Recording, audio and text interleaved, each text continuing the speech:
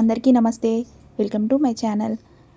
దసరా వస్తుంది కదండి. దేవీ నవరాత్రుల్లో 3వ రోజు అమ్మవారికి ఇష్టమైన నైవేద్యము కొబ్బరి అన్నం అండి. ఈ కొబ్బరి అన్నం ప్రిపరేషన్ ఈరోజు చూద్దాము.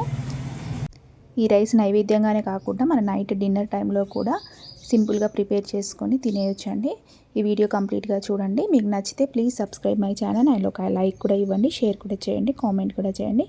ఒక ప్యాన్ తీసుకొని కొంచెం ఆయిల్ తీసుకోండి. దానిలో 1/2 స్పూన్ ఆవాలు, 1/2 స్పూన్ జీలకర్ర, కొంచెం శనగపప్పు, కొంచెం మినపప్పు, కొన్ని పల్లీలు అన్నీ వేసుకొని ఇవన్నీ బాగా వేయించుకోండి.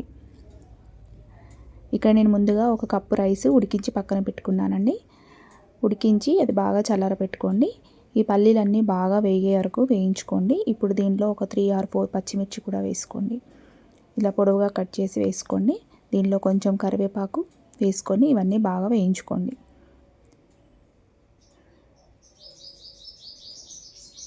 ఇవన్నీ వేగాక దీంట్లో కొంచెం ఎండుమిర్చి కూడా వేసుకోండి. ఇదంతా ఒకసారి బాగా కలుపుకోండి. ఇప్పుడు పల్లీలు, శనగపప్పు అన్నీ వేగాక దీంట్లో కొంచెం ఇక్కడ పచ్చి కొబ్బరి ఒకటి తీసుకున్నానండి. ఒక కొబ్బరి చిప్ప తీసుకున్నాను. అదంతా ఇలా మిక్సీ చేసుకోండి మెత్తని పొడిలాగా. ఇది కూడా వేసుకొని ఇదంతా బాగా కలుపుకోండి. ఈ కొబ్బరి పొడి అంతా కొంచెం పొడి పొడిగా అయ్యేంత వరకు ఇలా బాగా కలుపుతూ ఉండండి. ఇదంతా కలిపాక దీంట్లో కొంచెం పసుపు వేసుకోండి. ఇప్పుడు ఒకసారి మళ్ళీ కలుపుకొని దీంట్లో ఒక 1.5 స్పూన్ సాల్ట్ కూడా వేసుకోండి. ఈ సాల్ట్ అంతా దీంట్లో కలిసేలాగా బాగా కలుపుకోండి. ముందుగా